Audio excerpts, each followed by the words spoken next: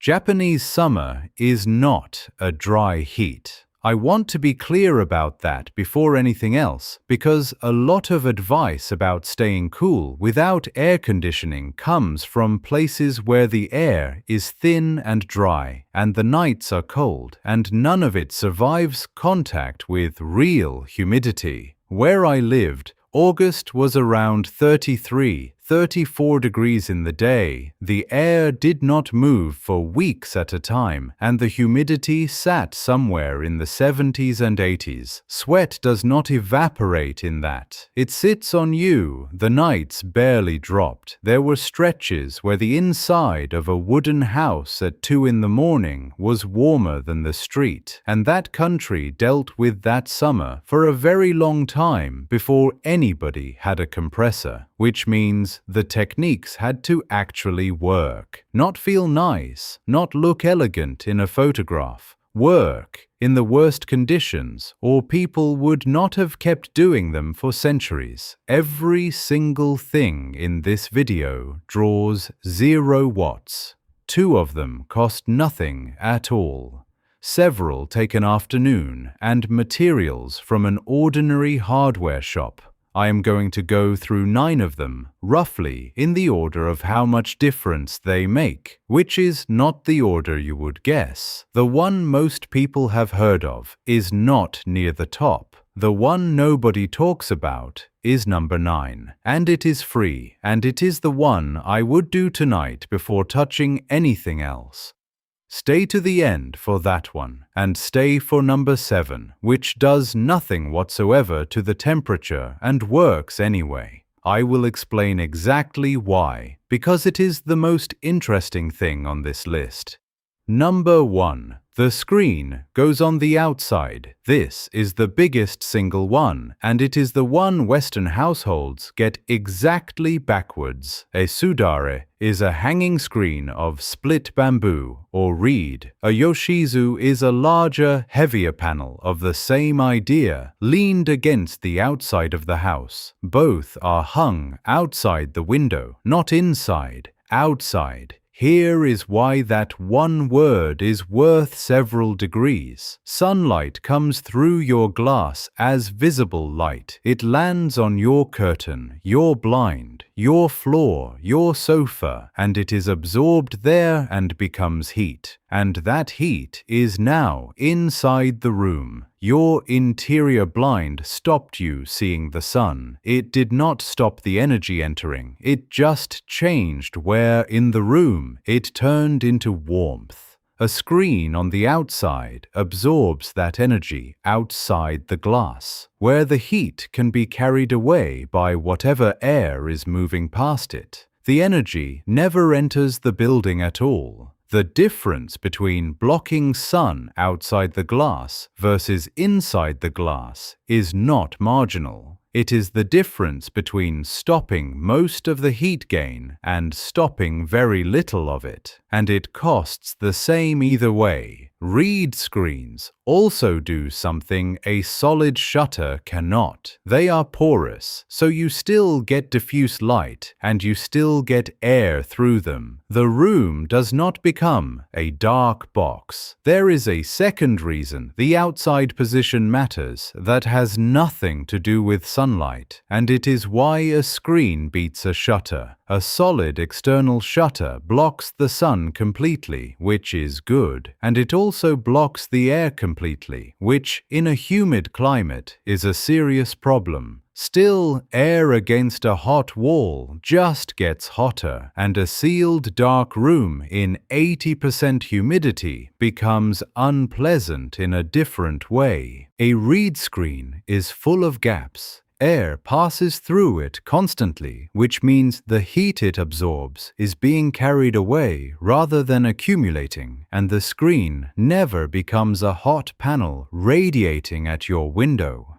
That is the design compromise that took centuries to settle on. Stop most of the light, stop none of the air. Almost every modern shading product is built for a dry climate and gets this wrong because in a dry climate you can seal a house and it works. Do this. Whatever you already own, a bamboo blind, shade cloth, an old sheet, a beach umbrella. Get it on the outside of the window that gets the worst afternoon sun, even propped or clipped temporarily. Do this one first. Number 2. Grow the screen instead. A green curtain is netting strung outside a window with climbing plants growing up it. Bitter melon is the traditional choice because it grows fast and dense, and you can eat the results. Morning glory is used when people just want the shade. It does 2 things at once, and the second is the one that makes it better than a screen. The first is straightforward shade outside the glass, exactly as above. The second is that a living plant is constantly moving water from its roots out through its leaves, and that evaporation takes heat with it. The plant is not merely blocking the sun, it is actively pumping heat out of the air in front of your window. A dry screen cannot do that. Japanese city governments have promoted these for years precisely because they are cheap, they work, and any household with a window and a bucket can do it. The honest limitation: it takes a season. You plant in spring for the summer you're about to have, not the one you are in. So this is a note for next year, unless you can buy something already grown. Do this. Put it in your calendar for spring. Netting, a planter, a fast climber on the sunny side. Number 3. Throw water on the ground at dusk. Uchimizu is the practice of sprinkling water on the ground outside, the path, the street, the yard, in the evening. It sounds like folklore. It is straightforward physics. Water evaporating takes a substantial amount of heat with it, and a wetted surface at dusk is a large evaporator sitting right where your air is coming from. The air that then drifts into your house has been cooled on the way in.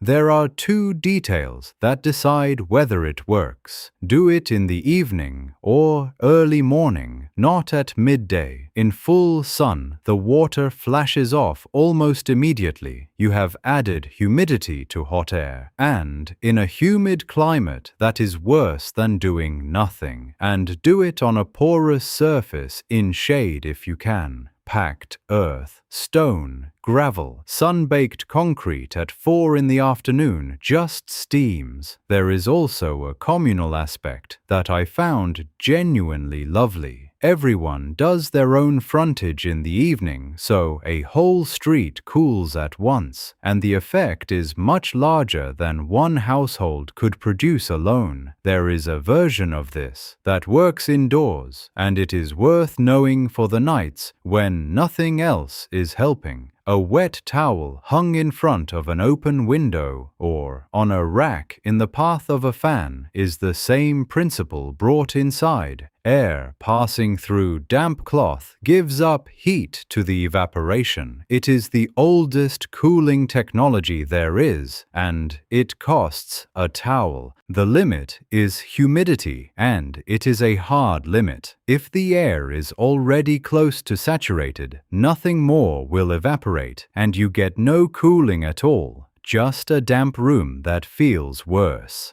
So, this is a technique for the drier end of a hot spell, and in the sticky part of August, it is genuinely useless, which is a good general caution about everything in this video. Evaporative tricks are enormously effective in dry heat and progressively worthless as humidity climbs, and half the advice you will read online does not distinguish between the 2 situations because whoever wrote it only ever lived in one of them.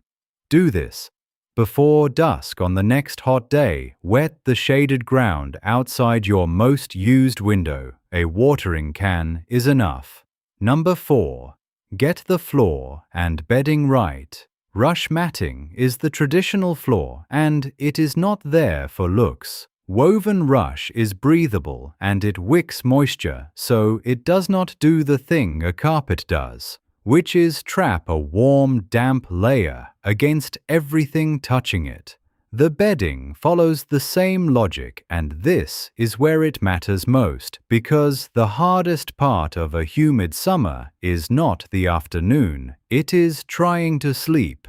A mattress is a thick insulating slab directly underneath you. Your body puts out heat all night, and the mattress has nowhere to send it, so it accumulates a warm, humid pocket exactly where you are lying. That is why you keep rolling over to find a cool patch. You are looking for a bit of the bed you have not yet heated. The summer answer there is a woven bamboo or rush mat laid over the bed. It is hard, it is not luxurious, and air moves through it and heat leaves.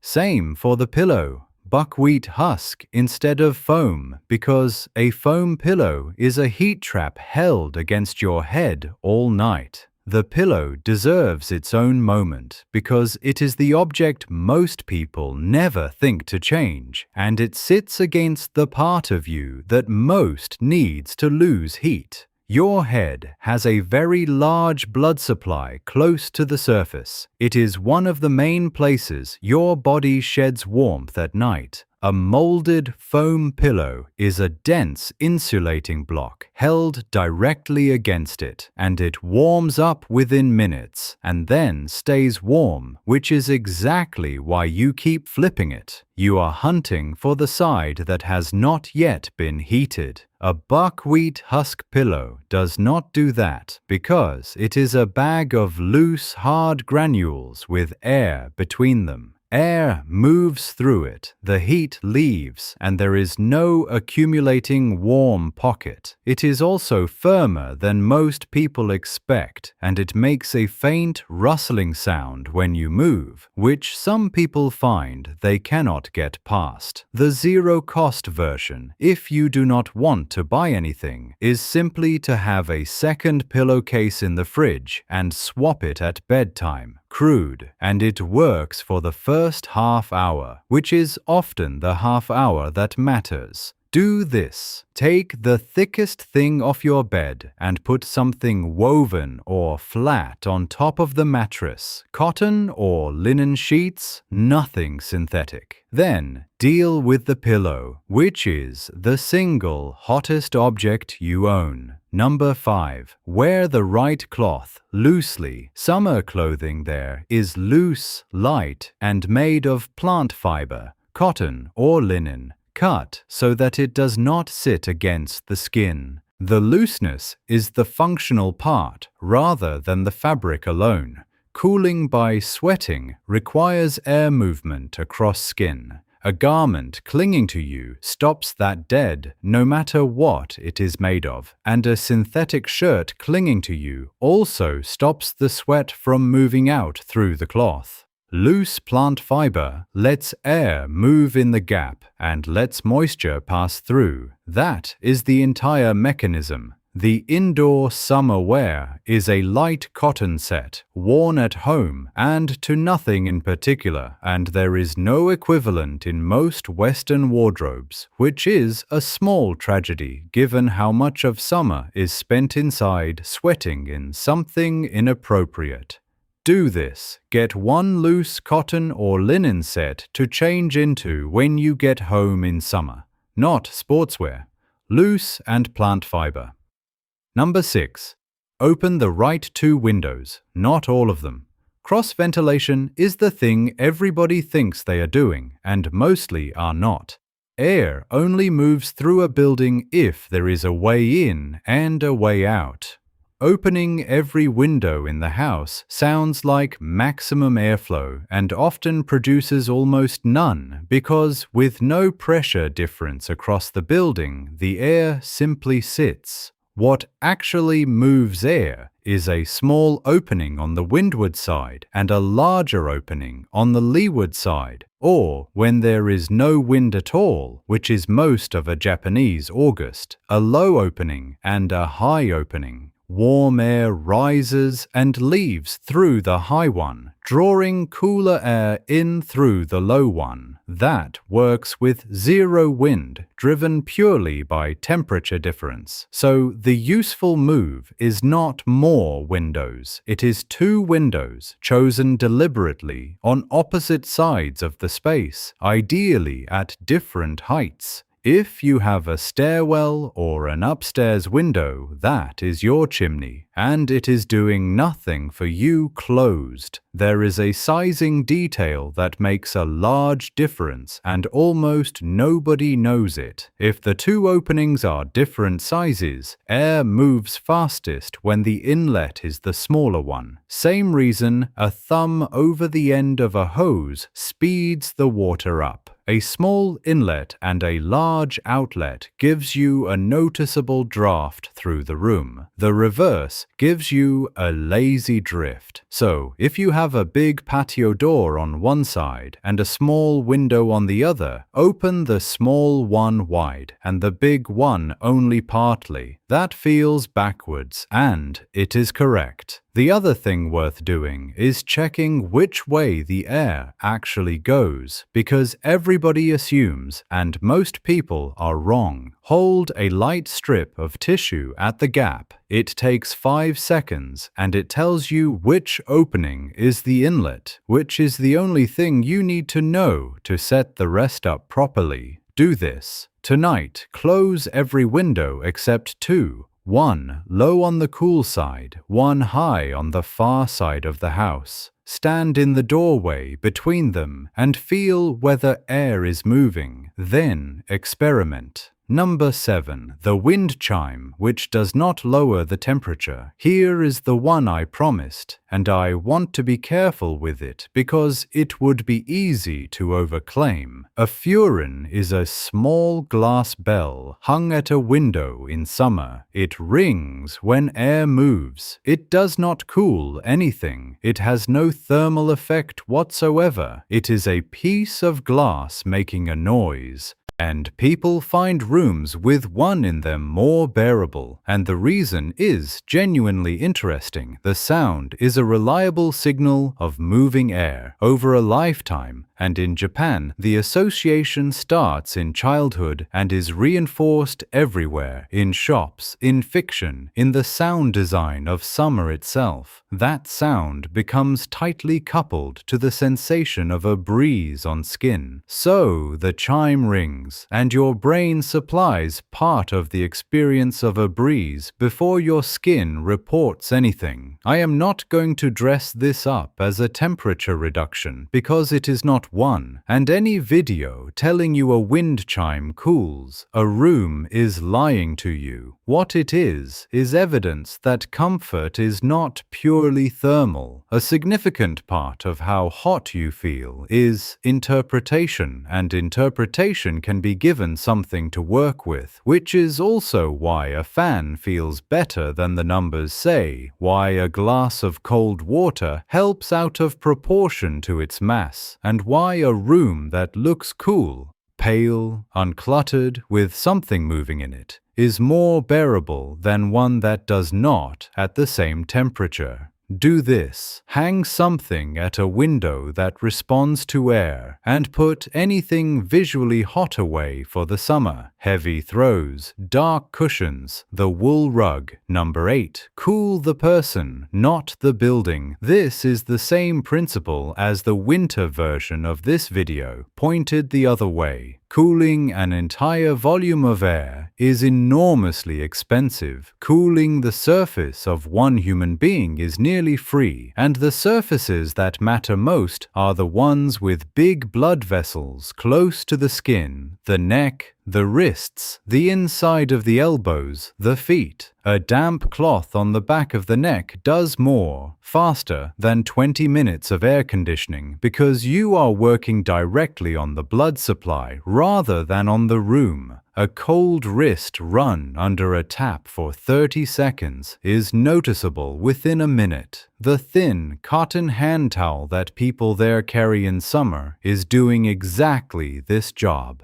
Damp on the neck, refreshed whenever there is a tap, and for sleeping, the feet uncovered or a damp cloth over them because they are the body's main heat exhaust and covering them shuts the valve. The fan deserves a mention here even though it draws power because almost everybody uses one wrong. A fan does not cool air, it moves it. Air blown around a room is exactly the temperature it was, and running a fan in an empty room simply warms it very slightly because the motor is a heater. What a fan does is strip away the thin layer of warm, humid air sitting against your skin and let sweat evaporate, which means the only place a fan is worth anything is pointed at a person, and a fan pointed at an empty sofa is a small heater with a nice noise. Two things multiply it. Aim it at the parts covered in the last item, neck, wrists, feet, rather than at your torso, and put something cold in front of it, a bowl of ice or a frozen bottle, so the air arriving has been chilled on the way past.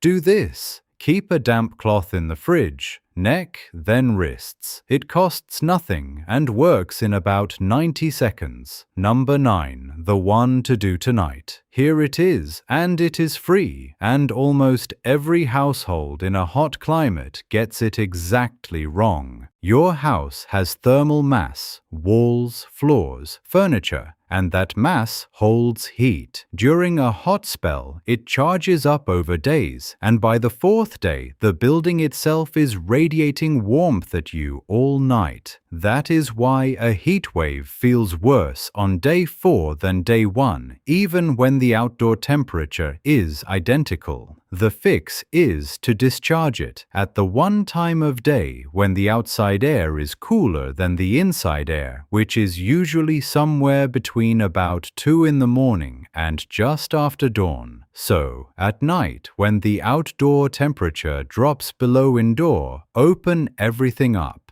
2 windows properly chosen per number 6, and let the cool air run through the house for hours. You are not cooling the air, you are cooling the walls and the floor.